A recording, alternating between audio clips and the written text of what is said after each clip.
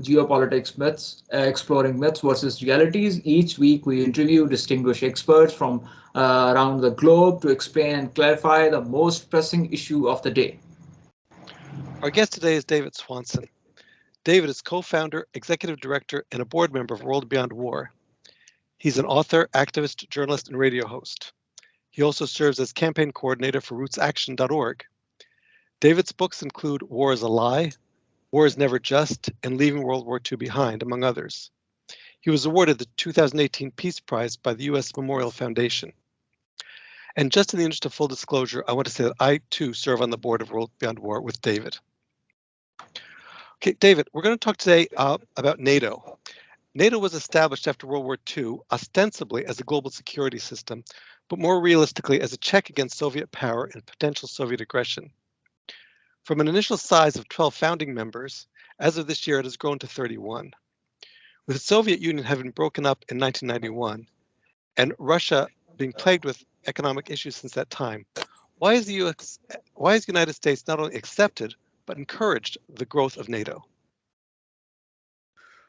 Oh, I think far more encouraged than accepted. I think the United States has been behind NATO. And I think, first of all, from the start, NATO was a means of controlling Europe, not just of maintaining hostilities with the USSR. And that's what it is a means of maintaining hostilities with Russia and then justifying itself through those hostilities. And you can see this still to this day in Germany's servility, in the United States blowing up a pipeline to Germany and Germany not making a peep, in demanding that Germany send tanks to Ukraine. Germany is now going to host the biggest, what they call exercise or war rehearsal in the history of NATO, is going to buy fossil fuels from the United States and is going to bend over and say, thank you, sir, may I have another, endlessly.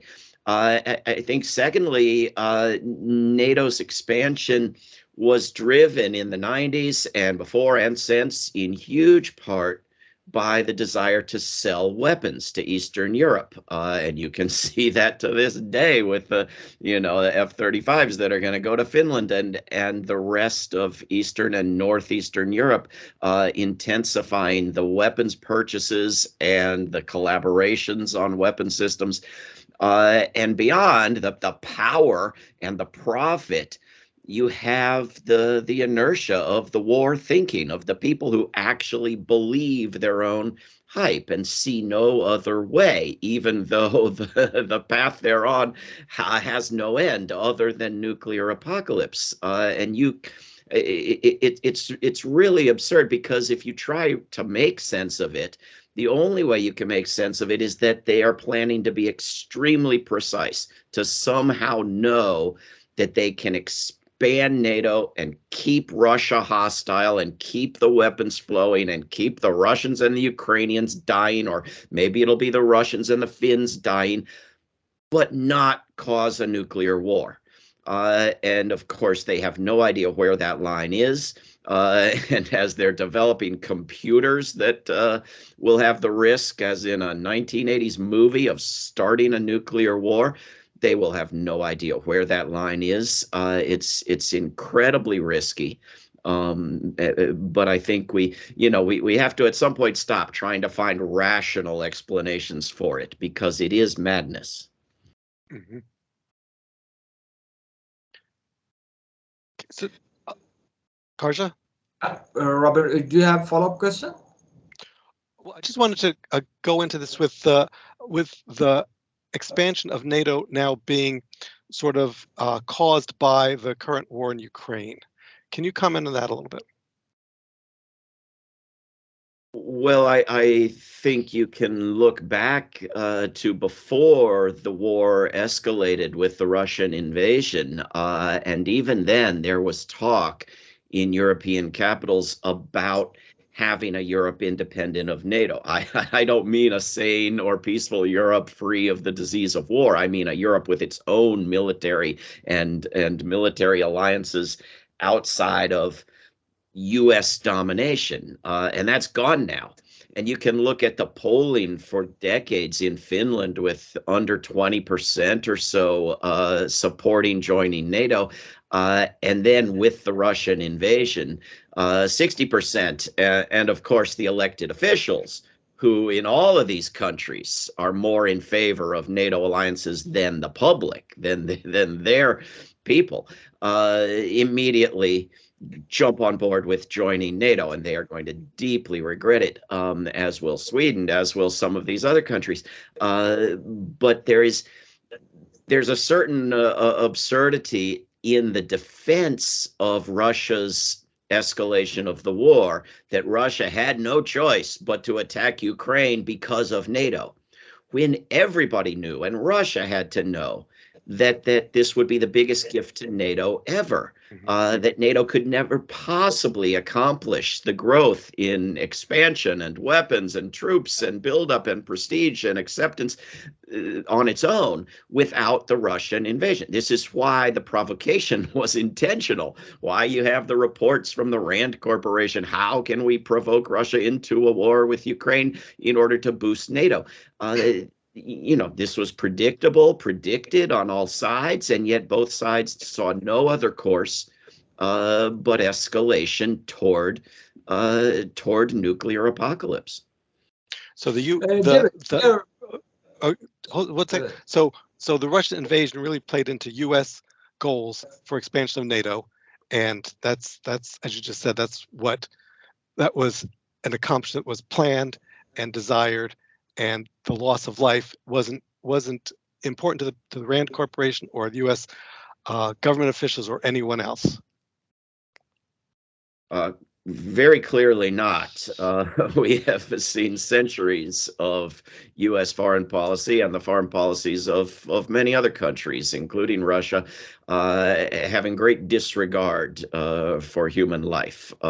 Clearly, if you are going to bomb cities and don't have the intelligence to find an alternative to that, you have very little regard for human life. And of course, it's in contrast with how these cultures think of themselves. And we know perfectly well that if President Biden or President Putin were to punch a journalist at a press briefing, their careers would be over. But bombing cities and killing families in huge numbers is made acceptable by war culture, and it absolutely requires a great disregard for the value of human life. Very well pointed out, David. But I have a very question to the earlier comment you passed. That is about the Ukraine war, Ukraine-Russia conflict. Don't you think, being a devil's advocate, I will say that it was not US that or NATO that instigated the war, because the Ukraine wanted to be the part of the NATO, and the right was denied to them. And this lobbying happened, and Russia walk over all over the Ukraine. How will you respond to this argument, that it was not their instigation, or it was not their thought to engage Russia and Ukraine? I'm sorry, I'm trying really hard. The argument that NATO instigated the war, provoked Russia, started the war, is that the... No, I am saying that you were saying that the NATO and the US actually instigated, and it was planned that Russia will invade Ukraine conflict, and the environment was created for Russia to come and attack Ukraine. Don't you think if this was the plan, they would have allowed Ukraine a membership of NATO? I see. Well, to allow Ukraine into NATO would require the support of every existing NATO member. And that wasn't and still isn't immediately available because it's been understood for decades that putting Ukraine into NATO would mean war with Russia. Putting Georgia into NATO, possibly putting Finland into NATO, would mean war with Russia. And So, not only was there the problem of the Ukrainian public not being eager, or at least half of it not being eager to join NATO, but there was the problem of NATO members not being eager for Ukraine to join NATO. Now you have this very odd situation where Ukraine is not only a partner and a military armed and trained and collaborating with NATO, but the site of a war hugely supported by NATO members, and yet Ukraine not being put on a path to join NATO. And I think that it's still understood that if you're going to do that, it's going to mean all-out war between NATO and Russia. This is what NATO is. It's an agreement that if one member is at war, at least if you claim it's a defensive war, and who doesn't with any war, then all the other members have to join. So if Ukraine is in NATO and is at war with Russia, every NATO member has to not just provide tanks, but go to war with Russia. David, the Ukraine war has increased the popularity of and support for NATO around the world. Why? And that's partly, I think, the reason it was the war is happening. But for decades and decades and decades after World War II, why did NATO continue to have any credibility? Why was it seen as something that was still needed and that was still supported? The people, of course, as you mentioned, didn't support it, people in many countries, but government officials do. Is it all simply the power and profits, the weapon sales from the United States and the increasing power of the United States around the world? Was that why NATO maintained credibility all these decades? I think that's certainly part of it. I think it's not been made a huge issue for the public in any NATO member country to resist. It doesn't have the same resonance with people as their demand for jobs or food or healthcare. It seems a little ethereal and above their heads. Meanwhile, government officials are profiting and gaining in power and prestige and becoming leading sidekicks of the United States by supporting NATO.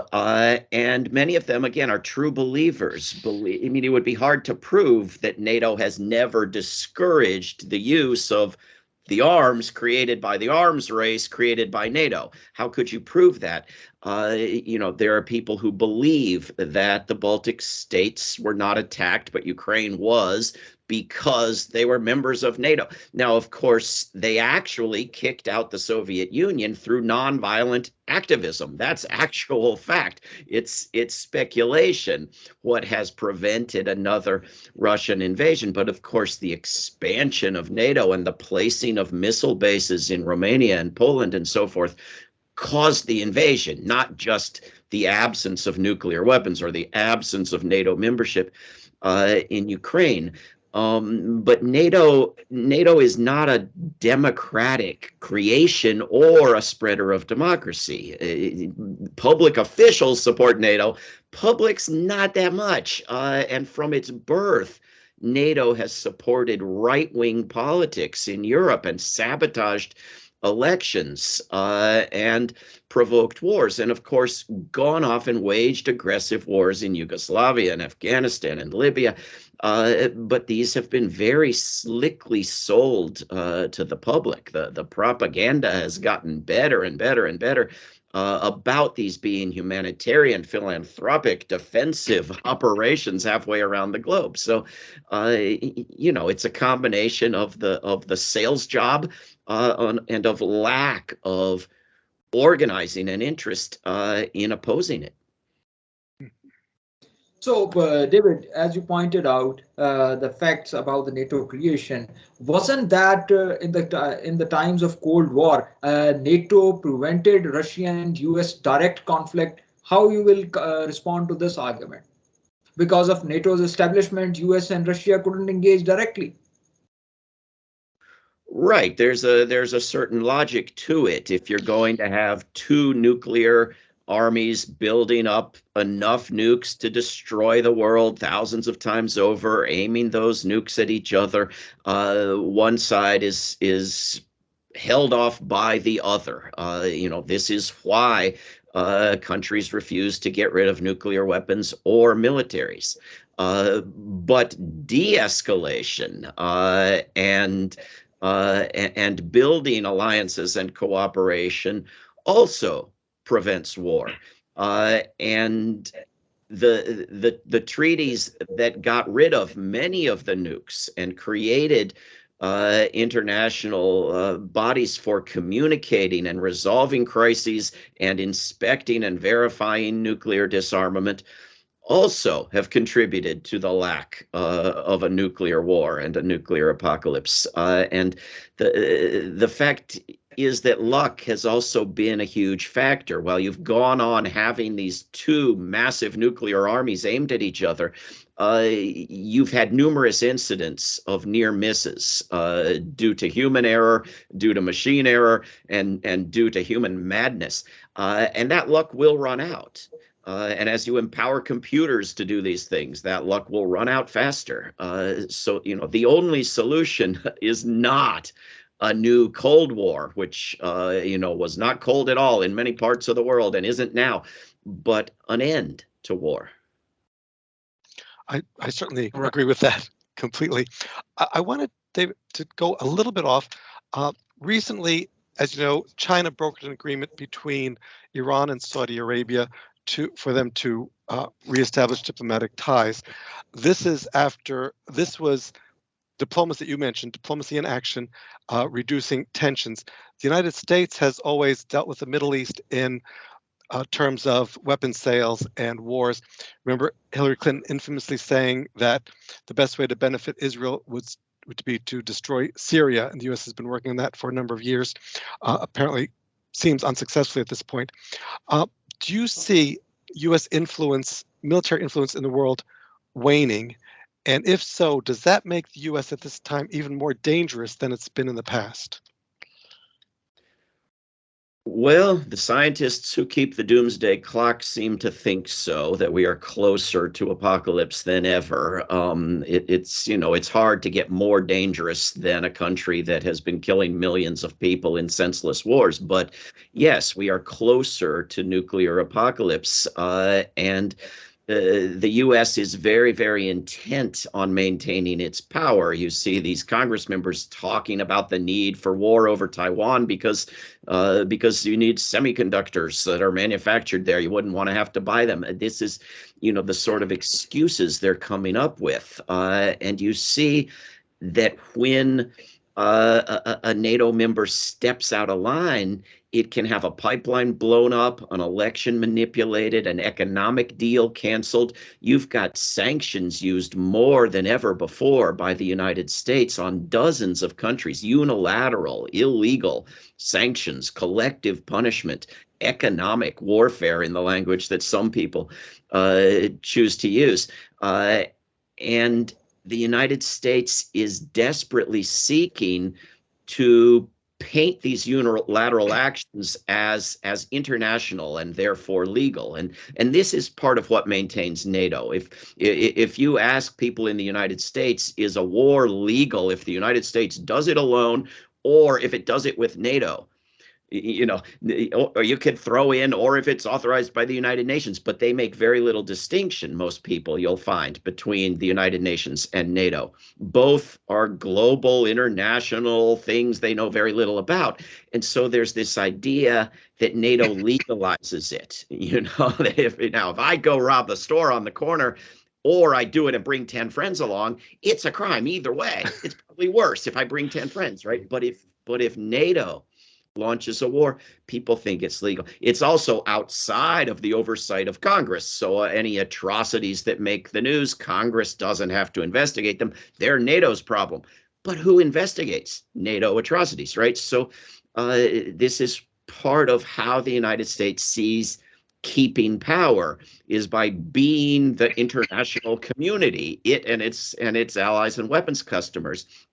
and why it's so outraged that much of the world, much of the global South, is not supporting its war in Ukraine and is even talking about finding paths toward peace.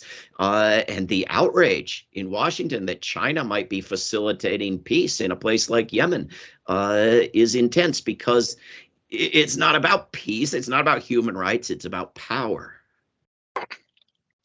And it's interesting Yes. to see, just to see that China taking a greater role in world diplomatic actions.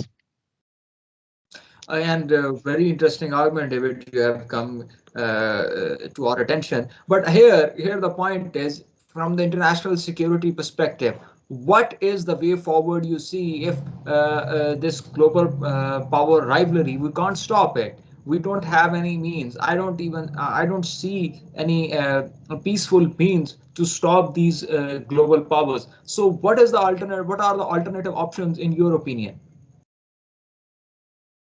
Well, there absolutely is a way to stop the abuse of power and to stop wars and to stop invasions and to stop occupations and to stop coups. And the way that doesn't involve mirroring and escalating those evils is nonviolent activism, is unarmed, massive, creative, strategic, nonviolent action. This is why we've put together so many resources at World Beyond War, trying to inform people of the reality of what nonviolent action does. If you go to worldbeyondwar.org/list, you find a list of some 100 cases of people being told you've got war or nothing, and instead using nonviolent action to stop tyrannies and coups and invasions and occupations. I think it's important to recognize the data that we've now known for many years shows that over the past century, nonviolent actions succeed far more often than violent, and those successes are far longer lasting. We read that, and then we move on with our lives and talk about the only resort being war, or there being nothing to do. What NATO could do would be to shut down. This would be the most helpful thing NATO could do. But since it's not going to shut down, we have to resist it. Look at our friends on the mountains of Sinyevina in Montenegro, who have for years now prevented the construction of a massive NATO military base that would destroy their homes through nonviolent action. And they have no intention of letting up. There will be huge protests during this big NATO war exercise, during the NATO meeting later this summer, their annual meeting. There will be huge protests. We need much more of that. Yeah, nonviolent resistance, as you said, David, has been effective repeatedly, and the World Beyond War site that you mentioned certainly documents that. Karj, did you have a follow-up? Yeah, I have a follow-up question when it comes to non-violent resistance. Let me bring a case of a couple of days ago, what happened in Al-Aqsa Mosque in Jerusalem. The Muslims were praying in the mosque, and the Israelis were armed, heavily armed with automatic weapons, and they fired at them. How in this kind of situation, how they can respond, how a response could be non-violent. And the second question, second case is about the Kashmir case. Here, the Indian Army is the state-sponsored terrorism, and the aggression is going against the citizens of Kashmir and in Indian occupied Kashmir. In this case, when they are shooting you, they're firing bullets on you, how could you be non-violent? What is where the right of self-defense is? So how will you respond to this conclusion that? Well, first of all, I'm not going to tell anyone what they must or must not do in a situation that they are in, and I am not, sitting comfortably in my home, paying taxes that probably bought the weapons that are attacking them. I also don't have the magical power to strip anyone of their rights, whatever the heck those are. If people are going to defend themselves or not, it has very little to do with anything that could possibly come out of my mouth. And yet there are multiple ways to engage in self-defense. And if someone asks me, what do I recommend to them? I recommend looking at the data, looking at the history, looking at the facts of what works and what doesn't work, and resorting to the most powerful tools that can be found. And so when we talk about a major war that's underway or has been threatened or initiated and is starting tomorrow, this is a very different conversation from what, when I do debates with supporters of war, they never want to talk about war. They want to talk about me and my grandmother in a dark alleyway, and wouldn't I use violence against a robber in a dark alleyway to protect my grandmother. These are very, very different things, and a handful of soldiers and worshipers in a mosque is somewhere in between. If we want to get to the use of nonviolence and have it as successful as possible, we need some preparation, some planning, some training, some of the investment that goes into war. A nation that trains its population and educates its population and puts together plans for unarmed resistance is unoccupiable. You can't occupy a people who have learned how to disobey every command. It can't be done. When soldiers kick in your door and start shooting up your dining room, this is not the moment in which you can train hundreds of people in creative strategic resistance that might affect the global communications and other forces needed to undo their war, right? This is a situation where you may have to use a gun. You may not. It depends on the situation. But it's a problem to say to the people of Ukraine, you've been trained in war, you've been educated in war, you've been armed for war. If you hear about organized unarmed resistance, most people have no idea what it is. Now go out and use it immediately because the Russians are a block away. This is unfair.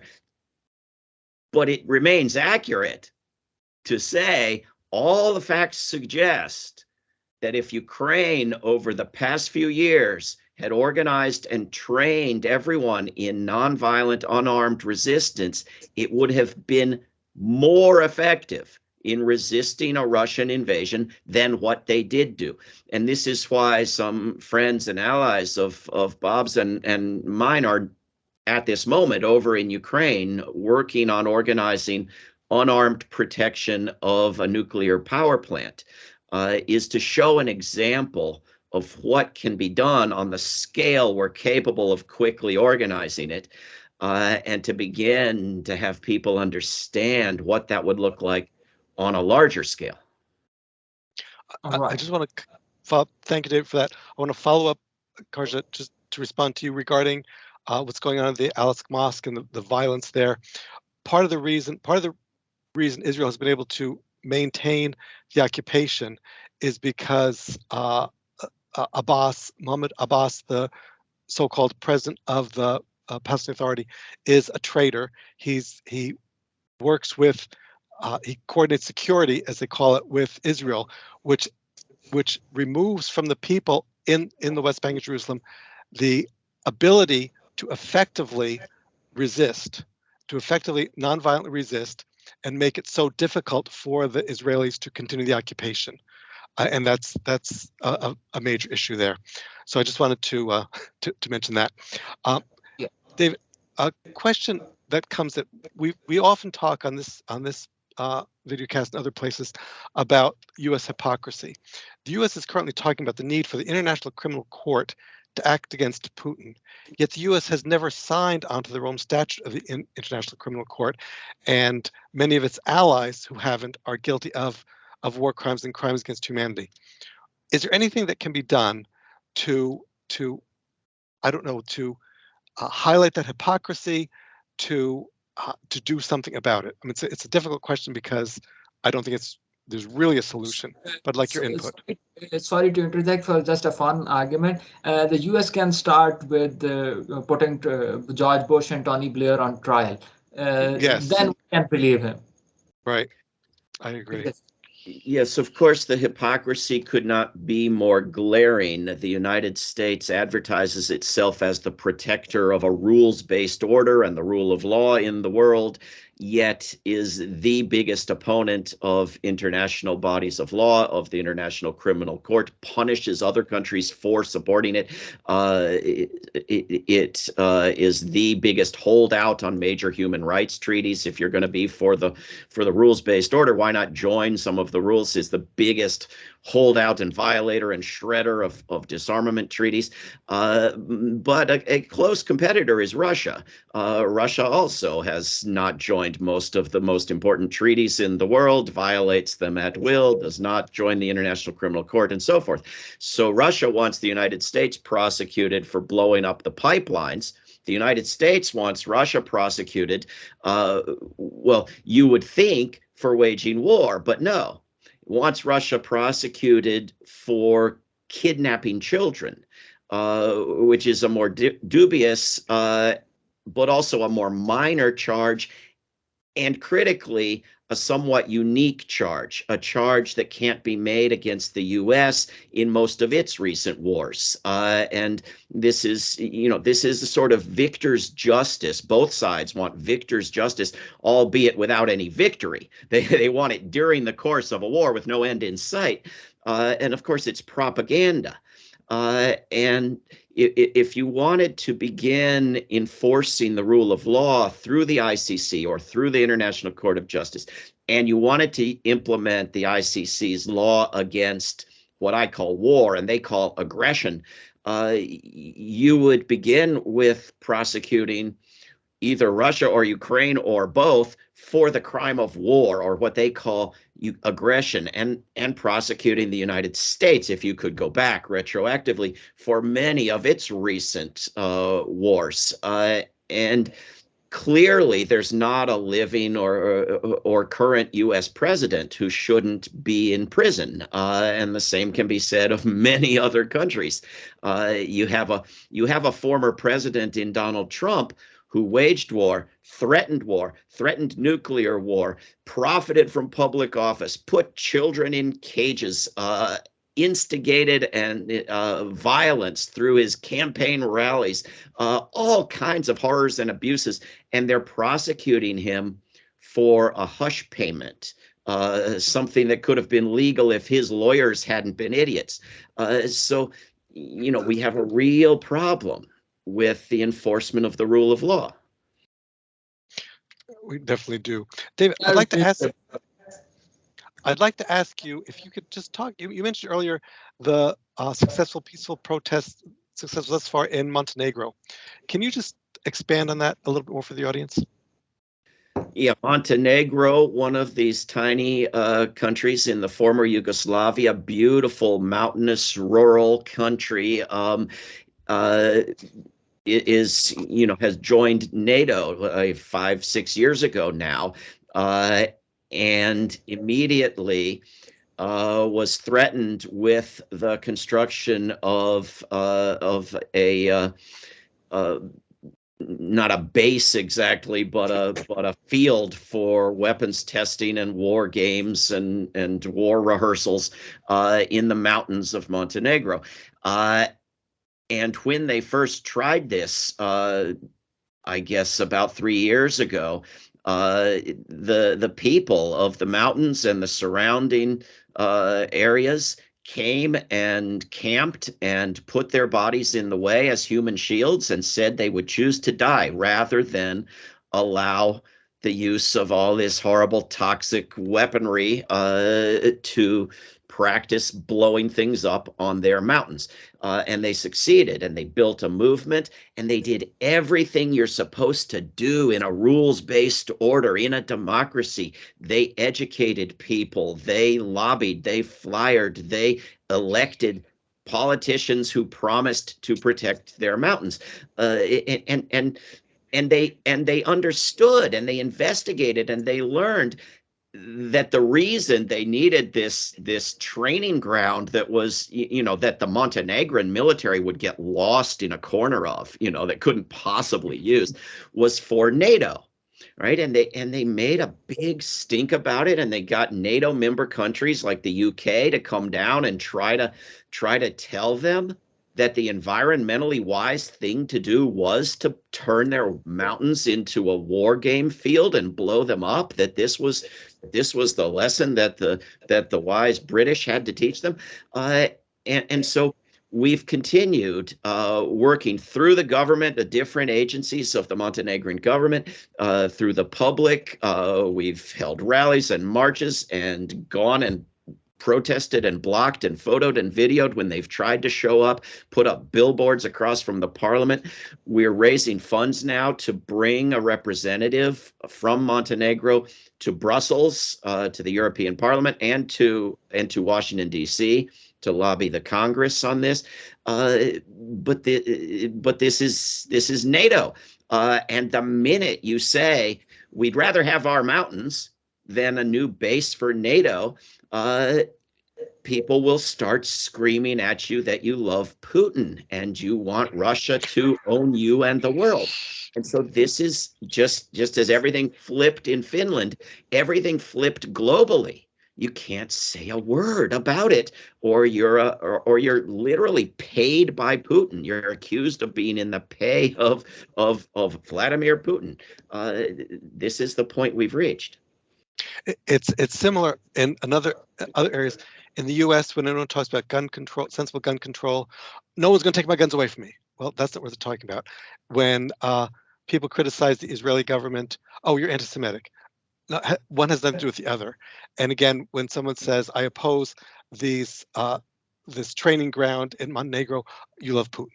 It's a knee-jerk reaction that has no basis in fact, but it becomes popular because people want to rally around the flag, whatever flag that is, and the U.S. certainly fosters that sort of an attitude.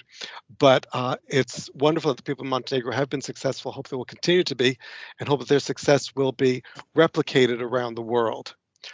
David, do you have any other closing or Karj, any closing questions? I will ask David for a message to for our viewers that what he will expect from our audience to respond, and what is the message he has for them. I guess I would say that in line with what Bob was just saying, it would do you well to care less about your nation, no matter what nation it is, and to care more about your family, your friends, your town, your community, and the globe. We are one people with one little place to live. And the biggest danger we face is militarism. And the biggest military operation on earth is NATO. It's 3/4 of the world's militarism. There are very, very few significant war makers outside of it. And undoing it and scaling it back and dismantling it would do worlds of good for peace, for the environment, and for the global cooperation that's urgently needed to deal with the environment and health and poverty and homelessness and all the crises we have no choice about. So go to worldbeyondwar.org and join with us and get involved and work for peace and disarmament. Okay. Thank you, David, very much. This has been a very interesting and enlightening conversation, and we thank you for your time. Thank you. Thank you for joining us today. Okay, thank you. Bye-bye.